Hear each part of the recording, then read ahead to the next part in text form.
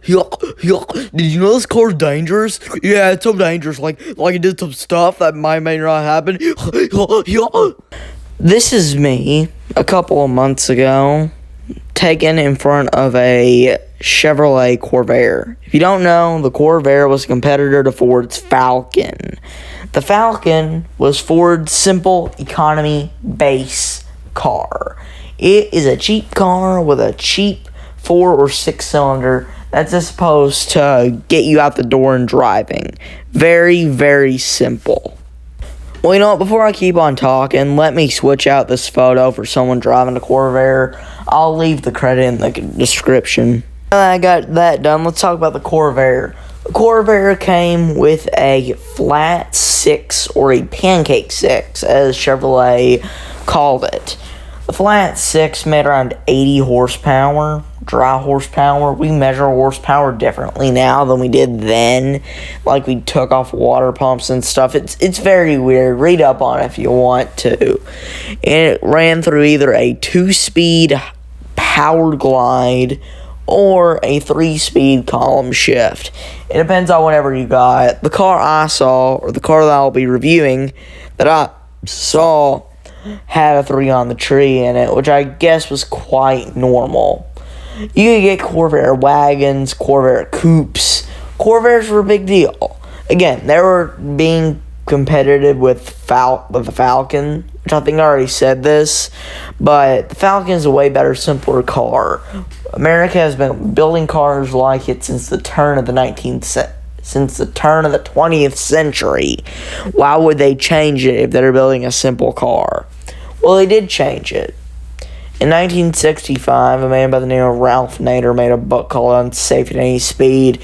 If you've ever heard a single thing about the Corvair, you probably know what I'm about to say. It ruined its reputation for being an unsafe car, and Chevrolet discontinued it 2 years after the book was released. Now, was the book right? No. The problem with the Corvair was fixed a couple months after or before the book was released, meaning that this book was completely useless for existing, and the Corvair could have been a classic if it wasn't thanks to that thing. Actually, a lot of American cars have been treated that way before. Like, a good example is the Edsel. The Edsel is one of the worst cars, according to people, for some reason, because it has a dry rotting problem. That is a lie. Electrical problems, engine problems, transmission problems, all that's a lie. It's just because people hated how it looked. There was no problem with the top, no problem with the motor, no problem with the transmission. They were all out of Galaxies, and everybody praises the Galaxy, and everyone hates the Edsel. So basically, what I'm trying to get across here is, it's a really stupid thing to say that the Edsel's awful, even though it's not. It's just rumor. Hearing through the grapevine made a great car bad. And another example is the Vega. Yeah, I know this one's going to be a hot take. Since the Vega is compared to the Pinto, people just think the Pinto is the Vega, even though the Vega is a few notches above the Pinto. And even the Pinto ain't that bad. Besides exploding, most of the times was because of people being people, or people being stupid.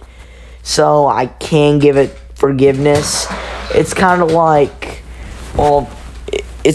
running into a window and wondering why you fell.